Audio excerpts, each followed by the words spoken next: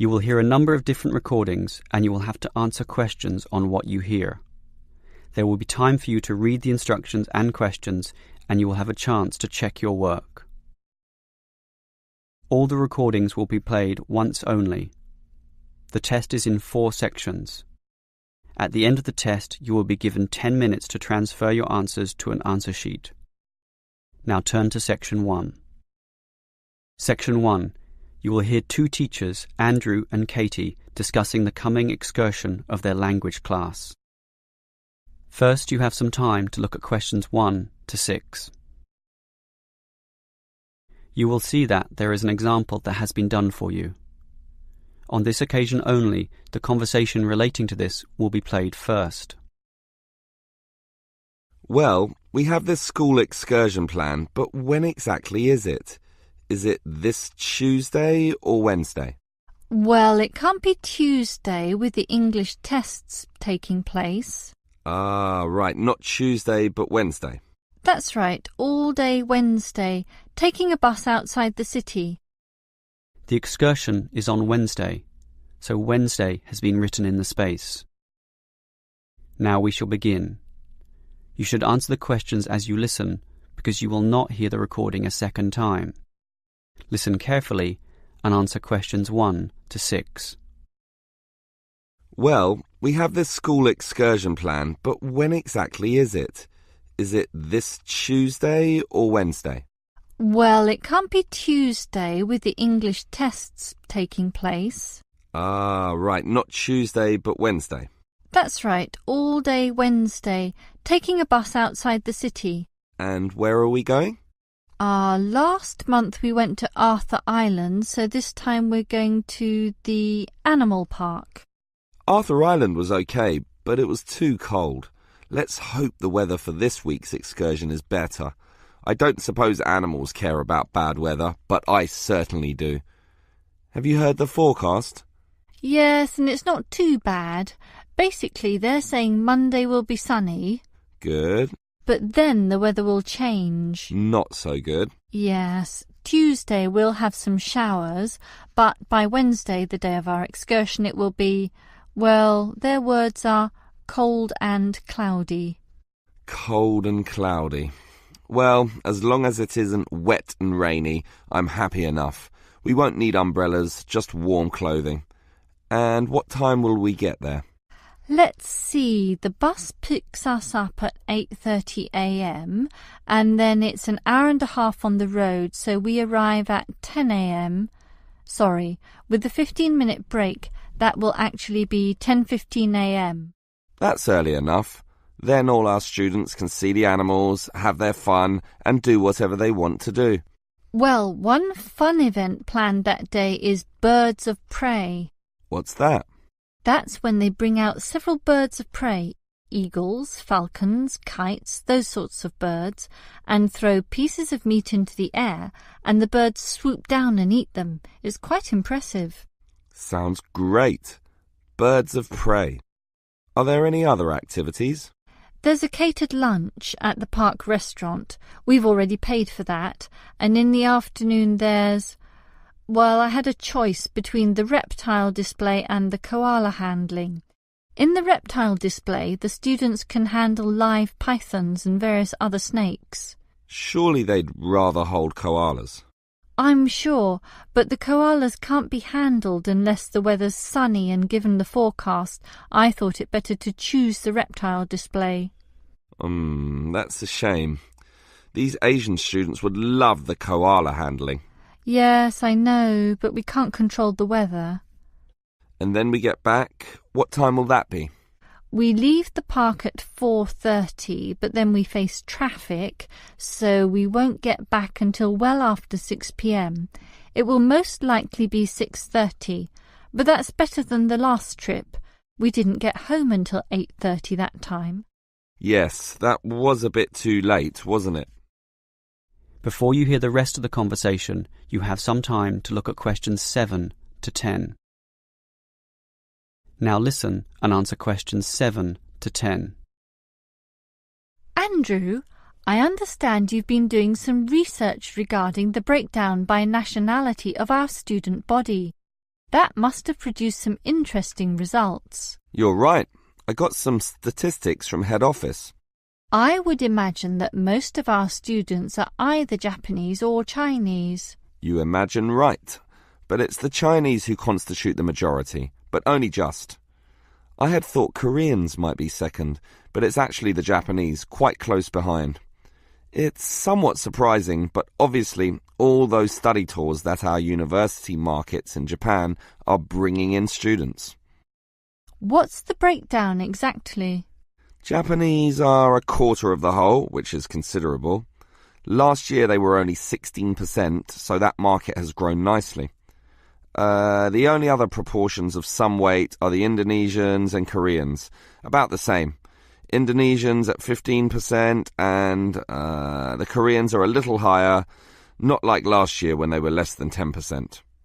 I thought we'd have more Indonesians than Koreans. Well, as I said, they're about the same.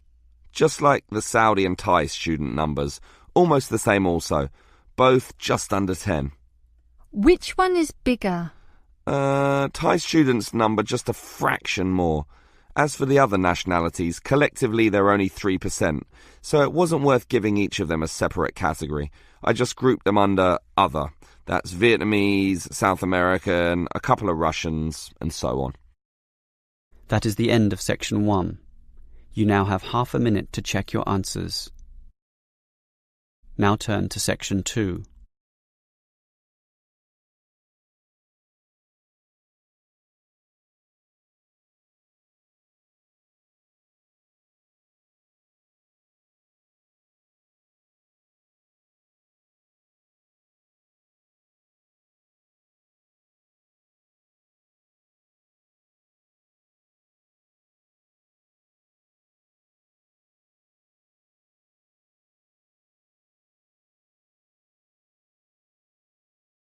Now turn to section 2. Section 2. You will hear a university administrator telling a group of new students about the central campus buildings and the facilities they provide. First, you have some time to look at questions 11 to 16.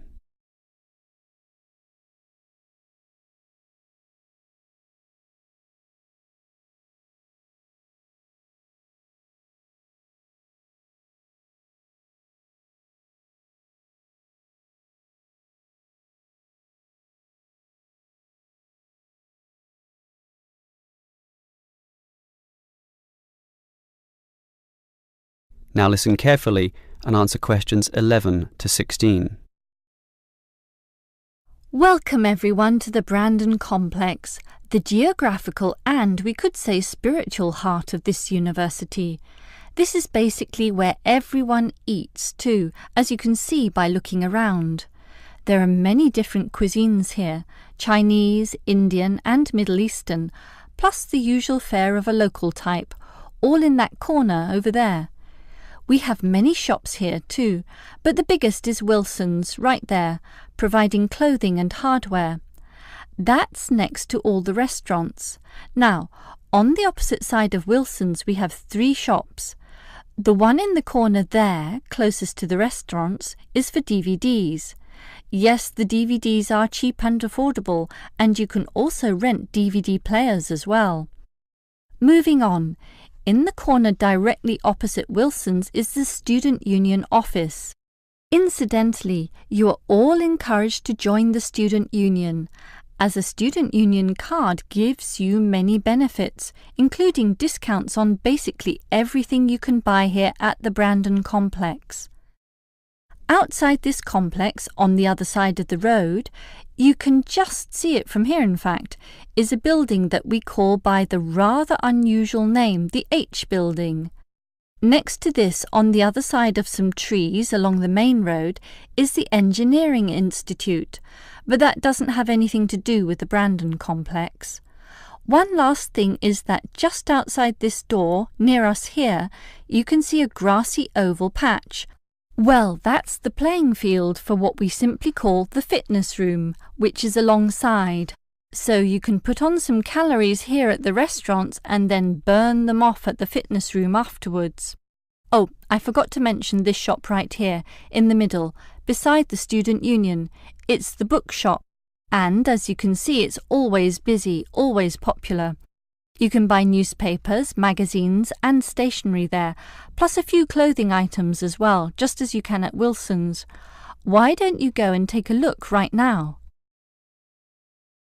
Before you hear the rest of the talk, you have some time to look at questions 17 to 20.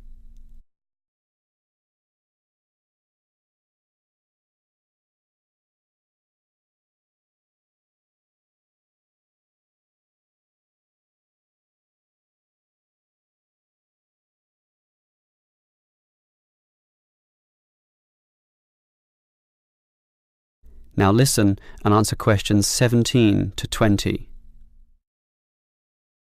Now, I'd like to tell you a bit more about one of the buildings here, namely the H building. Despite its bland name, you might be interested in what goes on there. It is our main recreational centre, with halls, offices and space available for a variety of activities, mostly for those who want to get fit. For example, if you're interested in yoga, you're in luck, since 4 days a week there are free yoga classes. They have several levels, so if you're a beginner, you'd have to start with that. You can check the schedules on the wall there. Yoga used to be at night, but now it's in the mornings, but not on Wednesdays. Along those same lines, there's aerobic dancing in the afternoon. This shares the same room as the badminton games, which are on Mondays, Wednesdays and Fridays. The aerobics are on the alternate days, Tuesdays and Thursdays, and it's not restricted at all.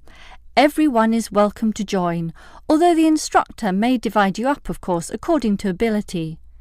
And, just to show how diverse the H building is, there's even some spiritual solace available there inside the multi-denominational prayer centre, with individual booths and a variety of holy scriptures and texts available to read from all the major religions of the world. That's open all day over the weekend, but not at night time, when the rooms are for private booking. Finally, for those of you of a cerebral nature, the University Chess Club operates at night. That's open from 8 p.m. every, is it Wednesday or Monday? No, sorry, Friday. And I think it closes at about 11:30 p.m. So, there's something for everyone in the H building. That is the end of section 2. You now have half a minute to check your answers.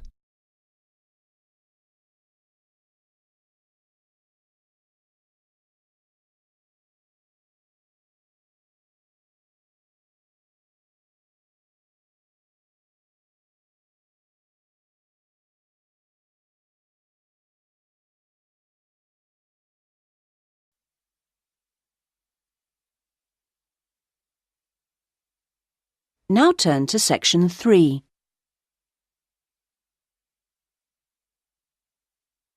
Section 3. You will hear a conversation between an undergraduate student, David, and his tutor, Dr. Smith, about David's plans for doing a master's degree. First, you have some time to look at questions 21 to 26.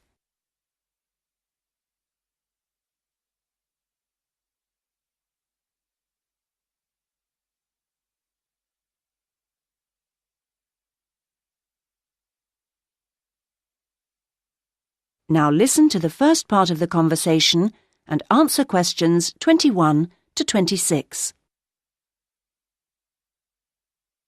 Right. Well, David, I think it's a good idea to talk a little about your plans for going on to do an MA. Now, I understand you're thinking in terms of either Forth College or Haynes College? That's right.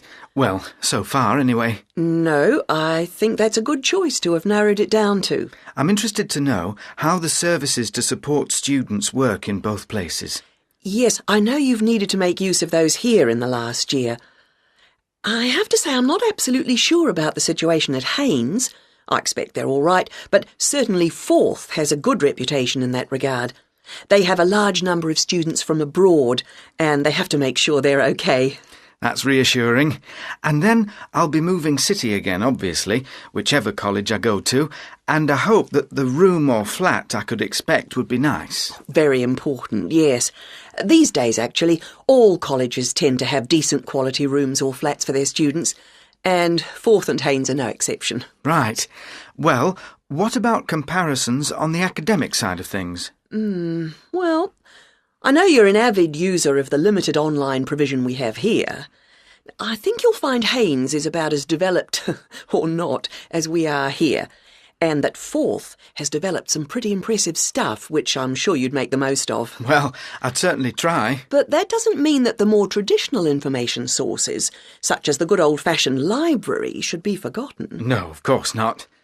While Forth has recently had a very splendid law library opened, that isn't particularly relevant for you, and I think you'd find Haynes' general university and faculty collections better suited to your needs. But that's something you could check for yourself if you visit both places. Which I'm planning to do next month. Good. Now there's the question of the lecturing staff, which is clearly going to be key to your progress. I think you'd find them adequate at Forth. There are some solid people working there, while Haynes have recently taken on some inspirational people, very cutting edge.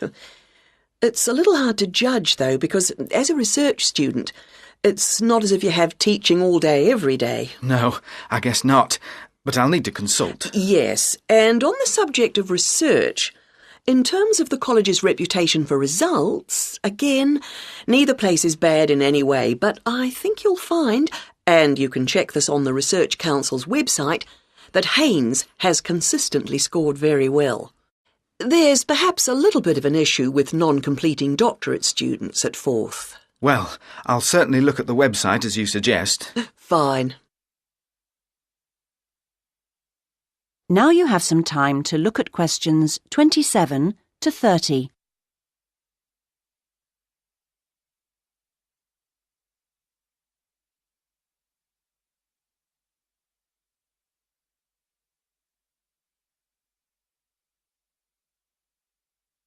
Now listen to the rest of the conversation and answer questions 27 to 30. I'm still a bit anxious about making this next step. I know the level of competition is very high, especially in my area. It makes me feel rather daunted, and I wonder if in a new place I may be out on my own, if you know what I mean, compared to the sense of community here. I suppose it'll be down to my determination to succeed to get me through. Well, do remember how you felt when you arrived here. I'm sure you'll get on anywhere in the end. I hope so. And of course, you still don't know exactly where you want to end up.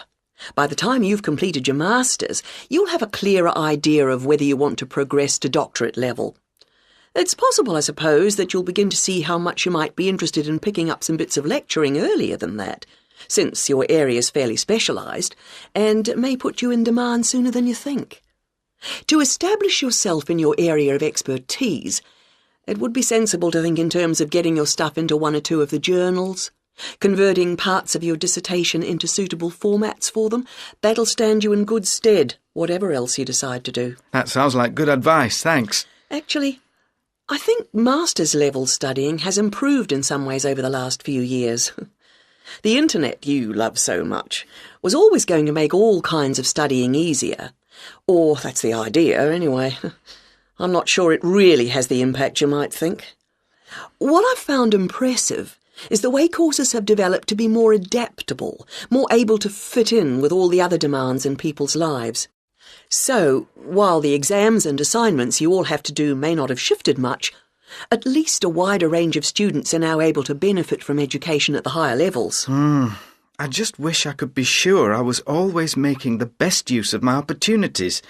At the end of each week, I usually feel I could have got more done, arranged things differently, been more efficient somehow. I've got a lot better at taking down notes during seminars and lectures, which means, I think, that my written work has benefited to some degree, so there's progress on some fronts at any rate. Yes, it's interesting seeing... That is the end of section 3. You now have half a minute to check your answers.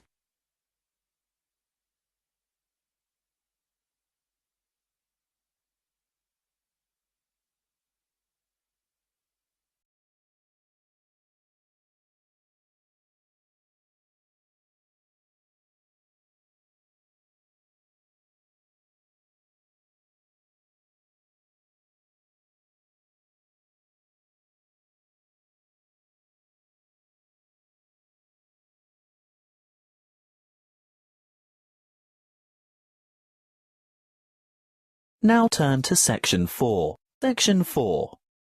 You will hear a geography lecture on the British Isles. First, you have some time to look at questions 31 to 40.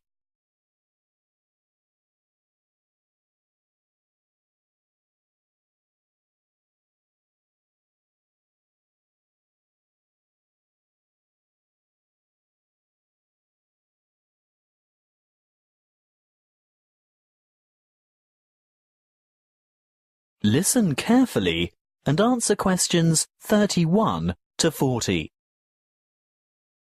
Hello, I'm glad so many of you have turned out to hear what I have to say today about the British Isles, that area of the Eastern Atlantic that we Americans find so confusing. I'm afraid just looking at a map or a page in the atlas doesn't necessarily explain the geographic terminology. In referring to the British Isles, a word of apology for those of you of Irish descent, that is, those whose ancestors come from Ireland, the Republic of Ireland. No matter how geographically accurate the place names that I use today are, some of you will be understandably upset to be included in anything termed British. I have a very useful image that might help you differentiate between the various labels that distinguish the political and geographic reality of the so-called British Isles. I want to show you a Venn diagram, which is a mathematical illustration that shows all the possible relationships between sets. Look at this Venn diagram, and you will see that the geographical terminology is in bold, while the political terms are in italics. See here the British Isles in bold and the British Islands in italics. The aim of this lecture is to explain the meanings of and relationships among those terms. In geographical terms, you will see that the British Isles is an archipelago made up of the two large islands of Great Britain and Ireland, and including many smaller surrounding islands. Of course, you can't tell from the Venn diagram the true comparative size of these islands. You'll need to look at the map for that. But take my word for it, Great Britain is the largest island of the archipelago, followed by Ireland, which in reality, geographically, lies to the west, and there are over 1,000 smaller islands. Now, in political terms, the United Kingdom of Great Britain and Northern Ireland is the constitutional monarchy, which includes the island of Great Britain, some small nearby islands, although not the Isle of Man or the Channel Islands, and the northeastern part of the island of Ireland. Thank goodness it is generally shortened to United Kingdom, the UK, Great Britain, or even the abbreviation GB, although none of these are strictly correct, of course. You'd better listen carefully to the next part, because, I warn you, it is very confusing. Ireland is the name of the sovereign republic occupying the larger part of the island of Ireland. But to distinguish it from the name of the island itself, and most importantly from the other part, which belongs to the UK, it is called the Republic of Ireland, or its Irish language name, Eire. That's E-I-R-E, even though Eire directly translates as Ireland. The smaller portion of the island is called Northern Ireland. The partition of Ireland took place in 1922, after a great history of struggle that we won't go into here. England, Scotland, Wales and Northern Ireland are legal jurisdictions within the United Kingdom, but Great Britain refers to the countries of England, Wales, and Scotland as a unit. The British Islands contain the United Kingdom, the Channel Islands, made up of Guernsey and Jersey, and Isle of Man, which all have the British monarch as head of state. Interestingly, the Isle of Man, although governed as a British Crown dependency, has its own parliament, but relies on the UK for defence and in matters of external relations. So, you've learnt something about the geographical and political confusion surrounding the British Isles. Let's have a look at some of the linguistic confusion. To start with, there isn't an adjective to refer to the United Kingdom, so the term British is generally used. However, that means that citizens of Northern Ireland, although not on the island of Great Britain, still describe themselves as British, because this reflects their political and cultural identity. Irish, in a political sense, refers to the Republic only, so sometimes citizens of Northern Ireland would call themselves Northern Irish as a point of difference. Of course, the Northern in Northern Irish is not completely accurate either, as the most northerly peninsula on the island is in the county of Donegal, which is part of the Republic. OK, we might get in a muddle over the term Irish, but at least Scottish, Welsh and English should be self-explanatory. Apparently not to us Americans, and Europeans are often guilty of this too. We often use the term English incorrectly to mean British. I'd have to be the first to admit to calling my Welsh colleague English, which really gets his heckles up. He is Welsh, he tells me, and he may also be British, but he is definitely not English. Just one more thing. What is the British Commonwealth? It's a voluntary association of independent states, many of which were former British colonies. In fact, what was primarily the old British Empire. However, it's no longer known as the British Commonwealth, but is now called the Commonwealth of Nations instead, presumably because current members do not want to remember the old colonial ties. That is the end of section 4. You now have half a minute to check your answers.